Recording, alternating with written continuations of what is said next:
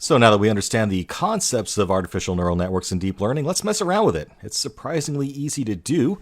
The folks behind Tensorflow at Google have created a nice little website called playground.tensorflow.org that lets us experiment with creating our own neural networks. And you don't have to write a line of code to do it. So it's a great way to get sort of a hands-on, intuitive feel of how they work. So let's dive in. All right, it's starting to struggle a little bit.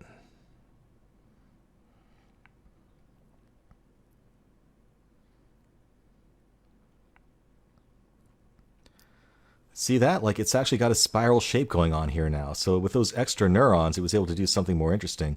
We still have this this little spike here that's doing the wrong thing, and it can't seem to quite think its way out of that one. If you gave it a few more neurons, though, it might be able to figure it out. These ones are also misclassified, but I find it interesting that it actually created a spiral pattern here on its own. So maybe with a few more neurons or one more layer, you could actually create an even better solution. But I will leave that as an exercise for you. Now that you know how to play around with this, I really encourage you to just mess around with it and see what kind of results you can get. This spiral pattern is, in particular, an interesting problem.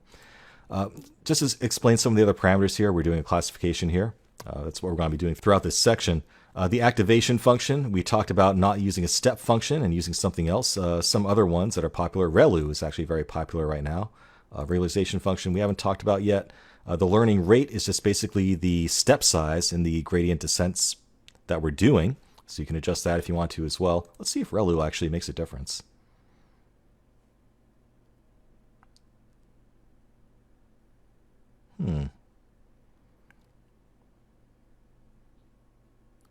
I would expect it to just, affect the speed. Oh my gosh, look at that.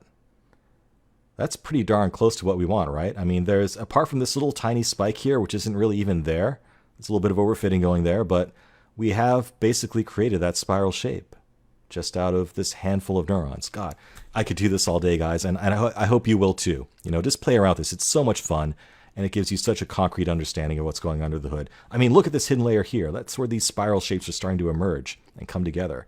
And when you think about the fact that your brain works in very much the same way, it's quite literally mind-blowing. Anyway, mess around with this. It's a really great exercise, and I hope you have some fun with it.